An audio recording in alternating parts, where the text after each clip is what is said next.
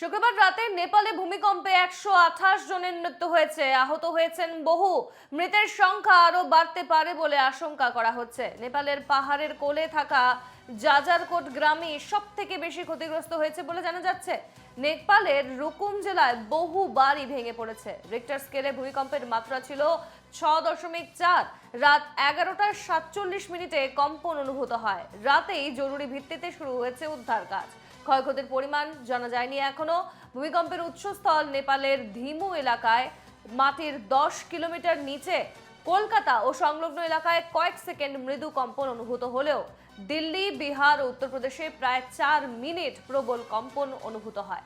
আতঙ্কে রাস্তাঘাটে নেমে আসেন বহুতলের বাসিন্দারা, তবে ক্ষয়ক্ষতির খবর পাওয়া যায়নি। শুক্রবার রাতে কম্পন অনুভূত হয়েছে কলকাতা, দিল্লি, এনসিআর, উত্তরপ্রদেশের অযোধ্যা, লখনৌ এবং বিহারের বেশ কিছু জায়গায়।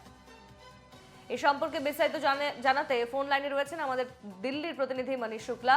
মনীষ শুক্লা জি, কাল রাতে দিল্লিতেও ভূমিকম্প অনুভূত হয় এবং প্রায় কত সময় ধরে চলছিল এই ভূমিকম্প এবং সেখান থেকে কি ধরনের ভূমিকম্প থেকে কি ক্ষয়ক্ষতি হয়েছে আমাদের জানাও।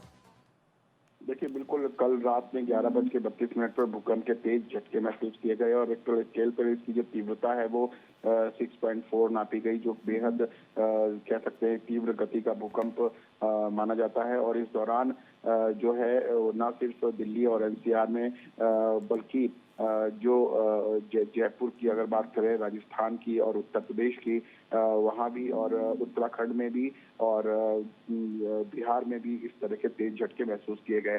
हालांकि अगर बात करें इसके केंद्र की, तो नेपाल में इसका केंद्र था, 10 किलोमीटर जमीन के अंदर केंद्र था। लेकिन इसके बाद जो है हम कह सकते हैं प्रशासन पूरी तरह अलर्ट पे है। दिल्ली की अगर बात करें तो दिल्ली में जो एनडीआरएफ की टीम है, एसडीआरएफ की टीम है, उसको हाई अलर्ट पे रखा गया है। और इस तरह की संभावना जताई जा रही है कि क्योंकि पिछले 1 महीने के दौरान देखा जा रहा है कि ये तकरीबन दूसरी या तीसरी बार जो भूकंप आया है। और इसके बाद जो विशेषज्ञ हैं वो बता रहे हैं कि आने वाले समय में भी भूकंप तेज गति से आ सकता है। तो इसलिए जो दिल्ली में एनडीआरएफ की टीम है उसको हाई अलर्ट पे रखा गया है। जो एनडीआरएफ के जो जवान हैं जो छुट्टियों पर थे, उनकी छुट्टी कैंसिल की गई है। उत्तर प्रदेश में भी जो एसडीआरएफ की टीम है उनके जो जवान हैं एसडीआरएफ के, उनकी छुट्टियां रद्द कर दी गई हैं, कैंसिल कर दी गई हैं। उनको अलर्ट मोड पर रखा गया है ताकि किसी विशेष स्थिति में अगर ऐसी आपातकालीन स्थिति बनती है तो एसडीआरएफ और एनडीआरएफ की टीम राहत का कार्य कर सके। तो कह सकते हैं कि बिल्कुल बेहद प्रशासन और जो सरकार है, राज्य सरकारें हैं, वो अलर्ट पे हैं।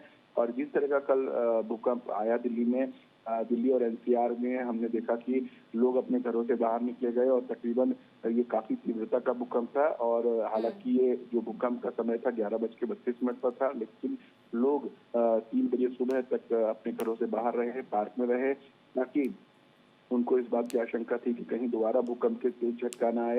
इसलिए कई परिवार जो है वो 4 बजे तक घर से बाहर रहे, ताकि क्योंकि दोबारा भूकंप आने की आशंका थी।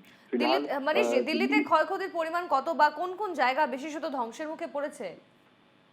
देखिए, दिल्ली में इस तरह कोई खास नुकसान की बात नहीं आ रही है। कुछ एक जगह कुछ एक नियर अबाउट पांडव नगर के आसपास कुछ एक परिवारों में बहुत हल्की सी दरार आई है, लेकिन ऐसा बहुत विशेष क्षति नहीं है।